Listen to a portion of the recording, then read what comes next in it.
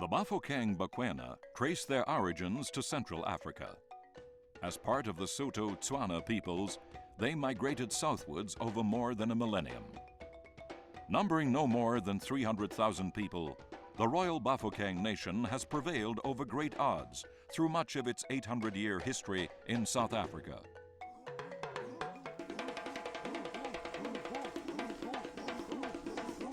The Bafokeng Bakwena, as they are known, have survived tribal conflict, repelled invaders and imperialists over many centuries, and emerged in modern South Africa as a fully functioning traditional African kingdom within a Western-style constitutional democracy.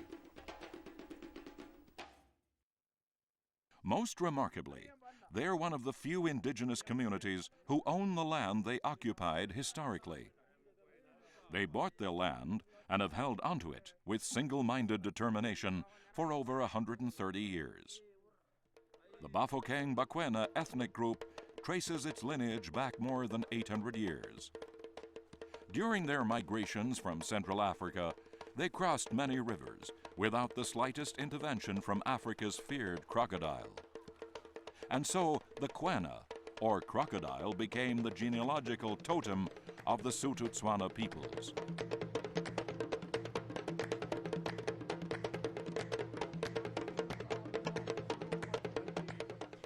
According to oral tradition, the Bafokeng came upon an area that boded well for agriculture and animal husbandry. As the valleys among the hills in the area captured heavy overnight dew, the people realized it would be a fertile land and the community would prosper. So they decided to settle there, and in honor of the occasion, to take the name Bafokeng, literally meaning people of the dew. Then followed the years of conflict. Kgosi Tete, who ruled the Bafokeng Bakwena in the early 1800s, had suffered a stormy reign and eventually sought refuge with another tribe when his brothers turned against him. He requested the assistance of the Bapedi people to regain his kingdom and was finally killed for setting them against the Bafokeng Bakwena.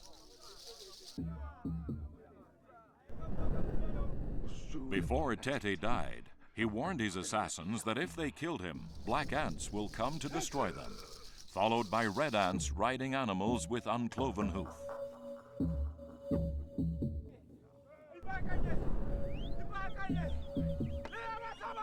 Tribal rivalries intensified into wider regional competition, and discord saw intruders from the south splitting into and around territory in which the Bafokeng Bakwena lived, a phenomenon known as the Defekanda.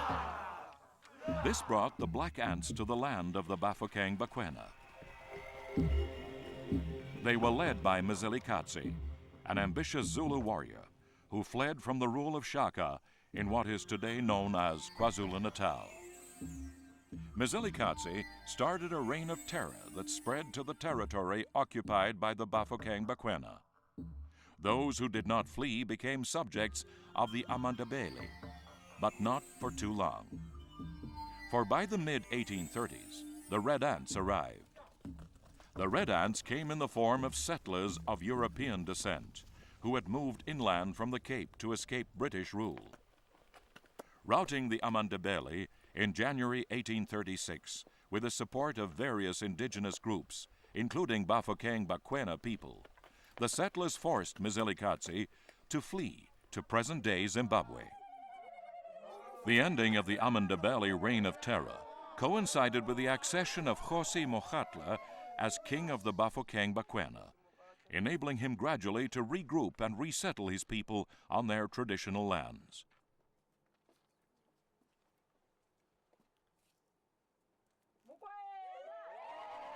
However, the settlers proclaimed vast tracts of land as their own by right of conquest, including land occupied by the Bafokeng, and laid the foundations of the South African Republic. They soon outlawed land acquisition by indigenous people on the grounds that the settlers will not permit any equalization of colored people with white inhabitants. In the early 1840s, settlers rewarded some Botswana kings who had assisted them against the Amandabele with limited grants of land. Paul Kruger, who later became the president of the South African Republic, gave a farm to the Bafokeng, apparently in appreciation for their help in driving out the Amandabele. Tensions between Bafokeng and Boer often reached breaking point, but they were not always confrontational.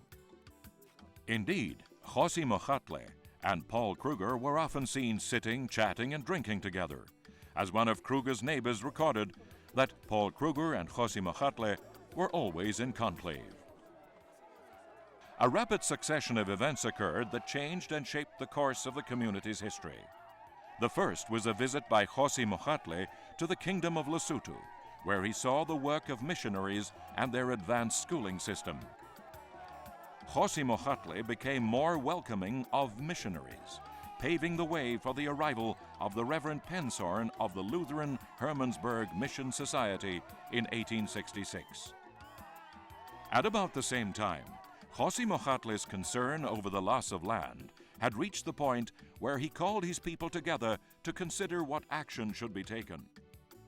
The strategy that emerged was to buy land through the good office of the Reverend Penshorn, who would be the Bafokeng people's intermediary and who would hold their acquisitions in trust.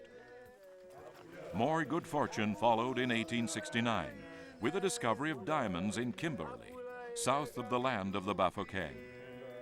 An inspired Kgosi Mogatle sent regiments of young men to work there with orders to repatriate their earnings, enabling the Bafokeng to buy more land. They purchased farms with cattle, often with additional funding from the mission. A notable acquisition in 1868 was one of Kruger's farms for £900, with the Bafokeng contributing cattle and Penshorn £70. When the British annexed the South African Republic in 1877, they changed regulations on African land ownership. Bafokeng land was registered in the name of the Secretary for Native Affairs and held in trust for communities. After leading his people for 57 years, the visionary Kgosi Mogatle passed away in 1891. The full extent of his legacy became known only from the 1920s, when prospectors discovered that beneath the 2,000 square kilometer tract of land lay the world's second richest deposit of platinum group metals.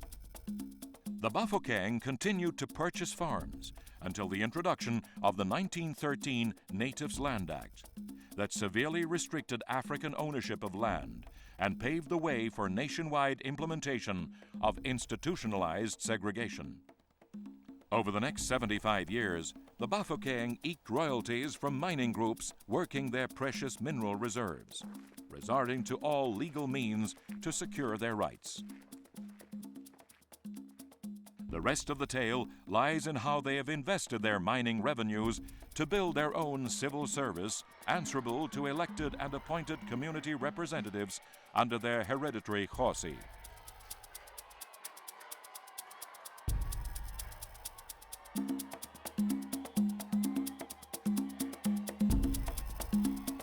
And how, increasingly, they are investing their revenues to deliver a wider range of amenities and facilities to a community which has fought the good fight to secure its own piece of Africa.